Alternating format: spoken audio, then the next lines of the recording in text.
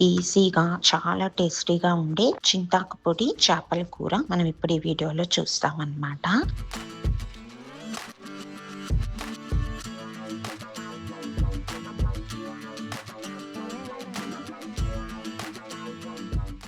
Hey guys, చాలా సింపుల్గా ఈజీగా చాలా టేస్టీగా ఉండే చింతాకు పొడి చేపల కూర మనం ఇప్పుడు ఈ వీడియోలో చూస్తామన్నమాట.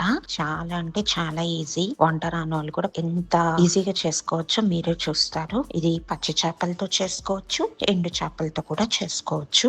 నేనైతే ప్రెసెంట్ నా దగ్గర మెత్తాళ్ళు ఉన్నాయన్నమాట, ఎండు మెత్తాళ్ళు, వాటితో చేసి చూపిస్తున్నాను. మీరైతే పచ్చి నెత్తాలు దొరికితే వాటితో చేసుకున్నా కూడా చాలా బాగుంటది. అలా పక్కిలు లేకపోతే ఇంకేదైనా మీడియం సైజ్, మెయిన్ గా ఏంటంటే కొద్దిగా చిన్న చేపల నుంచి మీడియం సైజ్ చేపలకైతేనే ఈ కర్రీ చాలా బాగుంటది. సో ఇక్కడ చూపించినట్టుగా ఒక ఆనియన్, ఒక టమాటో కట్ చేసి పెట్టుకుంటాము. అలాగే ఏ ఫిష్ అయితే వాడుతున్నామో దాన్ని నీట్ గా ఇలా క్లీన్ చేసి పెట్టుకోవాలి. ఒక చిన్న ఉసిరికాయ సైజ్ అంతా చింతపండుని నానపెట్టి పెట్టుకుంటాము. ఇంకా అలాగే చేపలు కూడా నీట్ గా క్లీన్ చేసి పెట్టుకోవాలి. ఇవన్నీ రెడీగా ఉంటే ఇంకా మీరు చేయాల్సింది అయితే ఏముండదు. ఇట్లా మనం ఎందులో వండుకుంటున్నామో ఆ పాన్ లో ముందుగా క్లీన్ చేసుకున్న చేపలు వేసుకోవాలి. అలాగే తరుక్కున్న ఆనియన్, టొమాటోని కూడా వేసుకొని బాగా కలుపుకోవాలి. దీంట్లో ఉప్పు, పసుపు, కారానికి తగినంత కారం వేసుకొని స్టవ్ మీద పెట్టేయాలన్నమాట. అయితే చింతాకు అనేది మీరు ఫ్రెష్ చింతాకు దొరికితే వెల్ అండ్ గుడ్, హ్యాపీగా అది కూడా వాడుకోవచ్చు.